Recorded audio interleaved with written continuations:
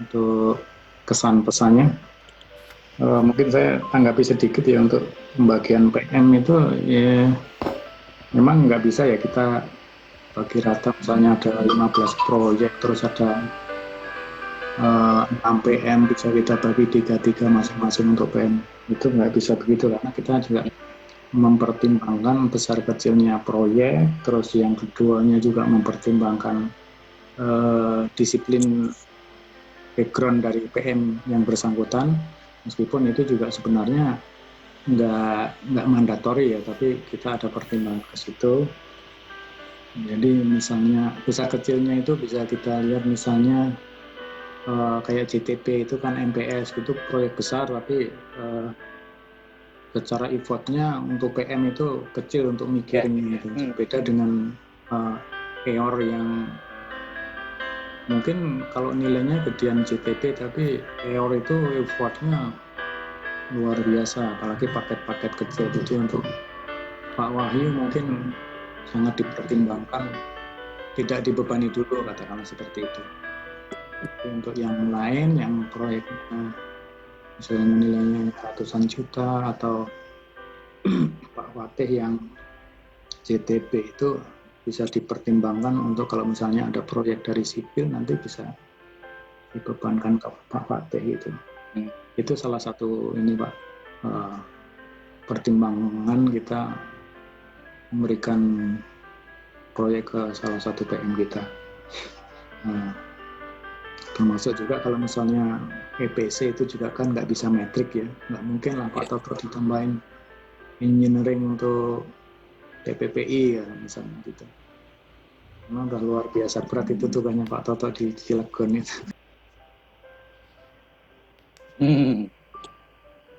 Tapi Pak Toto kelihatannya udah akrab banget kelihatannya. Dia beda ilmu menikmati Pak dia. Enggak seperti terus terkait dengan kekompakan tim di PM ya kita beruntung kita bisa tiap hari TBM meskipun nggak semuanya kita bisa ikut tiap hari tapi lumayan lah kita bisa saling komunikasi mempererat ikatan emosional kita jadi diharapkan memang dalam toolbox meeting itu Zoom-nya itu diaktifin lah videonya gitu. Nah kita sebenarnya untuk yang sering hadir ini udah dekat lah hubungan emosionalnya. Cuma satu mungkin yang agak jauh ini suka kehilangan kita ya. Atau orang ini suka kehilangan ini di mana posisinya kan kita bertanya-tanya ya. Nah, jadi harapannya untuk masing-masing proyek mungkin baik juga untuk TBM seminggu sekali atau 2 hari sekali gitu. Tapi usahakan videonya diaktifin gitu jadi kelihatan benar-benar itu ada orangnya gitu. Mungkin gitu ya. Oke, mungkin gitu aja Pak Fatih dari saya. Selanjutnya bisa dilanjutkan oleh Pak Toto dulu mungkin ya. Oke, terima kasih. Assalamualaikum warahmatullahi wabarakatuh. Assalamualaikum warahmatullahi wabarakatuh. Kalau Pak Toto saya ini kopi 1 gelas dulu nih. Saya sudah cukup banyak dikupas sama Pak Wahono, Pak Fatih, Pak baru kulitnya itu Pak. Jadi simple aja lah. Kalau dari saya selama pandemi ini mungkin bisa dimut dulu Mas. Selama pandemi ini mungkin pernah merasakan work from home ya. Jadi karena kondisi saya dan mungkin Pak Arief Setiawan di lapangan, jadi ya kami tetap saja bekerja seperti biasa di lapangan. Nah, untuk di project management, saya rasa memang perkembangan setelah dipegang Pak Ratno cukup signifikan perubahannya, khususnya ya materi pembelajaran ya. Materi pembelajaran cukup banyak yang kami terima, cuman saya kadang-kadang di lapangan karena banyak sekali meeting untuk learning sharing dengan Zoom, saya jadi nggak fokus ya, jadi karena harus kadang-kadang pas lagi ikut learning sharing, ada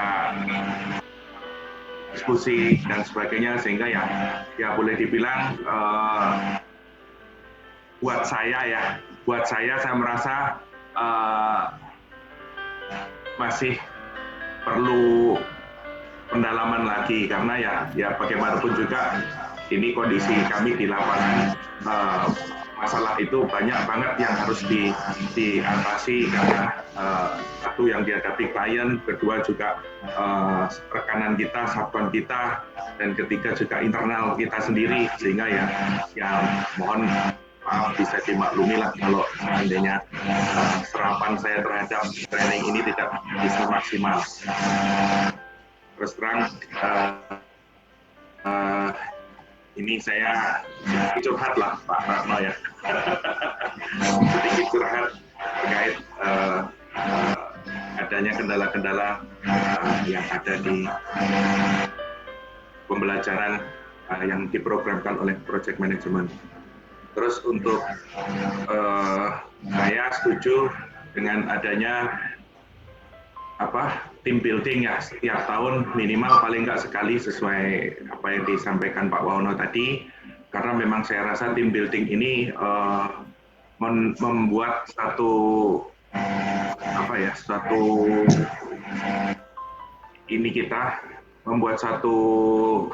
teamwork kita menjadi lebih solid, sehingga mudah-mudahan dalam permasalahan dalam pelaksanaan proyek di lingkungan PT RE dan khususnya dan di perusahaan, kita bisa sharing bagaimana jalan penyelesaian yang terbaik untuk menyelesaikan permasalahan-permasalahan yang ada. Mungkin saya tidak tahu ada permasalahan di proyek saya, dan kalau kita bisa cerita-cerita, siapa tahu ada teman-teman di lingkungan project management yang pernah punya pengalaman yang saya alami, sehingga saya bisa diberikan gambaran untuk penyelesaian permasalahan-permasalahan yang mungkin sudah pernah dihadapi oleh proyek lain yang di-handle oleh PM-PM lain. Jadi saya rasa dengan adanya pengumpulan PM dalam satu ruangan,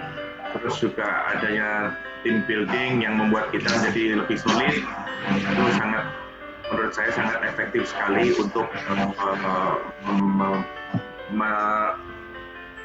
membuat pelaksanaan proyek mudah-mudahan bisa menjadi lebih lancar. Terus saran saya Pak untuk kedepannya dari sisi project management, baiknya untuk assignment ke project-project, khususnya project-project EPC, harus mungkin benar-benar dilihat ya, karena terus terang saat ini kita tidak punya background untuk belum banyak background pengalaman di bidang EPC, sehingga mungkin kalaupun kita harus jadi PM atau nanti teman-teman yang belum punya pengalaman atau background di EPC, sebaiknya ditandemkan dengan orang sebagai SM atau CM yang sudah punya pengalaman background sebagai EPC di proyek-proyek EPC, mohon maaf. Jadi ditandemkan dengan bapak-bapak CM atau SM yang sudah punya pengalaman banyak di bidang EPC, karena bagaimanapun di EPC itu banyak sekali hal-hal yang harus dihadapi yang harus dipecahkan dengan cepat. Nah, kalau kita tidak punya background atau pengalaman yang kuat di bidang EPC, saya pikir itu akan jadi kendala, dan risiko di bidang EPC ini cukup besar. Karena mungkin tadi di awal disinggung Pak Suratno bahwa kondisi rekon bagaimana, dan mungkin itu perlu dievaluasi terhadap assignment. Mohon maaf nih Pak, saya sedikit memberi, mungkin juga saya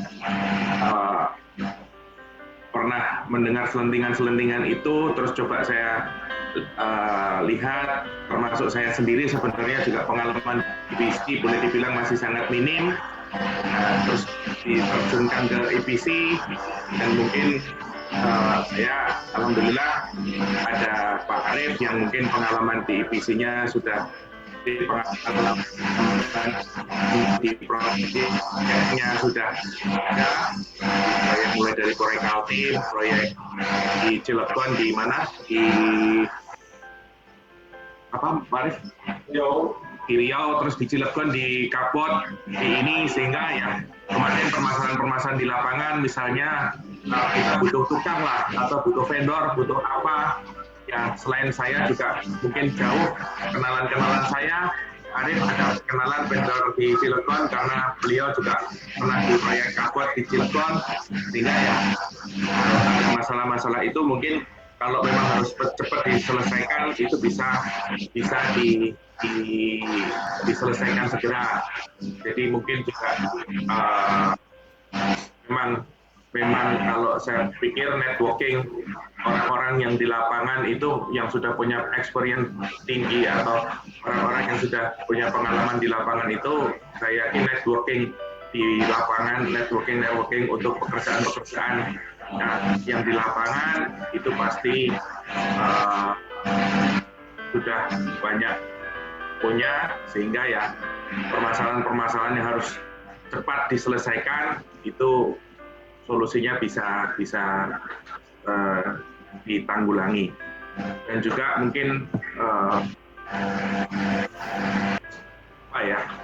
antara teori dan pelaksanaan, jadi dari desain engineering di lapangan itu pasti juga belum tentu sesuai, pasti akan ada adjustment di lapangan. Dan kalau memang itu ada kombinasi, kita punya pengalaman background di engineering dan juga ada tim yang sangat pengalaman di lapangan, itu adalah satu kolaborasi yang bagus, sehingga untuk adjustment yang harus dilakukan di lapangan dengan cepat itu bisa segera diatasi. Jadi mungkin nanti untuk penyusunan tim proyek-proyek EPC, saya pikir sepertinya perlu campur tangan dan assessment dari pihak saya nggak tahu apakah pihak divisi atau pihak mana, supaya juga meminimalkan jadinya potensi kerugian yang bakal timbul ya. Jadi harus benar-benar dipikirkan terkait assignment tim project yang akan running project yang sudah dimenangkan. Jadi kalau dari saya masukannya untuk EPC, kalau saya rasa untuk engineering, saya juga Pak Wahono dan tim teman-teman semua pasti juga sudah tahu, saya nggak perlu komentar lagi. Dan kalau seperti yang disampaikan Pak Fatih, kalau di EPC, kalau kita harus membuat report sendiri, kayak jadi originator, waduh, itu berat sekali ya, karena ya kita di sini yang diselesaikan banyak sekali ya. Kita harus melakukan monitoring dan checking, tapi ada yang membantu untuk menyiapkan report Pak, karena kalau kita harus jadi sendiri, kita juga punya.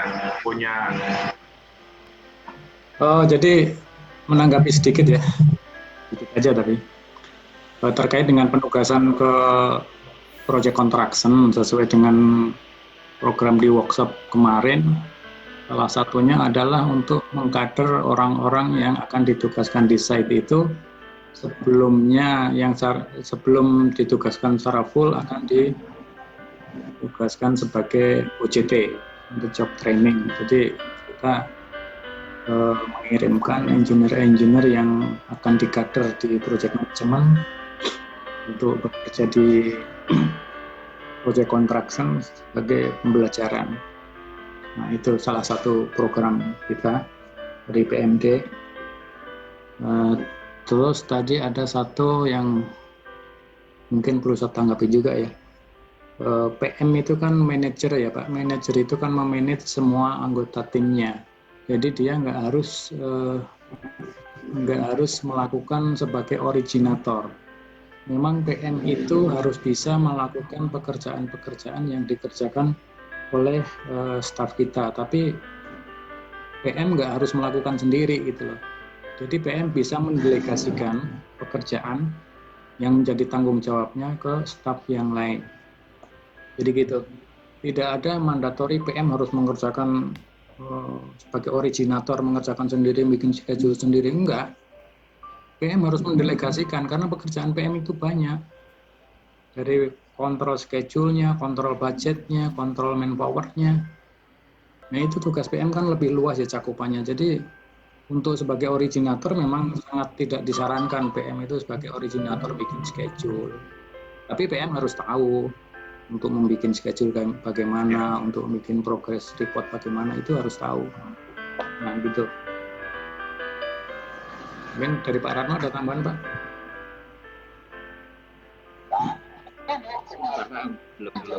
Oke. Untuk selanjutnya mungkin Pak Slamet ya. Silakan Pak Slamet. Oke, terima kasih Pak Sudi, Pak Suratno. Assalamualaikum warahmatullahi wabarakatuh. Waalaikumsalam warahmatullahi wabarakatuh.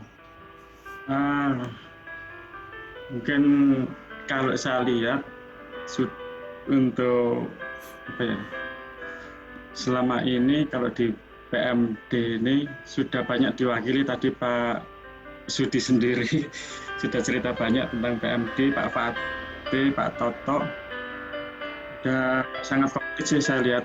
Kalau saya singkat aja, jadi gini, selama ini di PMD ini sudah bagus sekali, berjalan sudah bagus, untuk kebersamaan sudah bagus. Mungkin terkendala karena COVID aja sih kalau saya lihat. Kalau memang kondisi COVID ini bisa kita lalui, mungkin kita bisa kembali bekerja. Terus ya mudah-mudahan kebersamaan kita bisa semakin bagus. Jadi itu aja kalau saya lihat. Jadi kalau selama ini kita melakukan TBM dan sebagainya itu sudah bagus ya. Jadi hampir tidak ada kekurangan lah kalau saya bilang. Dengan adanya TBM pun kita bisa saling ngisi. Kadang saya pun ibaratnya lihat dari urian dari masing-masing PM, terus akhirnya saya bisa melihat, oh berarti nanti saya itu dalam hati, oh habis ini harus seperti ini mungkin yang saya lakukan. Jadi mungkin dari situ pun kita bisa belajar juga ya. Jadi mungkin kayak gitu itu. Jadi kita pun bisa belajar pada saat TBM pun, setiap PM kan punya sikap untuk menyelesaikan masing-masing proyeknya itu, kita bisa ngambil sisi positif dan sisi negatif, akan yang mana kita pakai, yang mana kita nggak pakai itu. Itu kelihatannya dari situ Pak. Mungkin perlu ditingkatkan lagi, gitu aja. Itu aja sih dari saya, biar nggak banyak-banyak, yang lain juga banyak Pak. Siap. Ya, terima kasih Pak Slamet. Ya. Mungkin nggak perlu saya ini ya. Iya. Sudah cukup lah ya Pak Slamet. Selanjutnya ya, cukup, paling mudah siapa ya ini? Pak Arif belum, Pak Arif. Silakan Pak Arif. Nanti setelah Pak Arif, Pak Wahyu terus Pak Heri.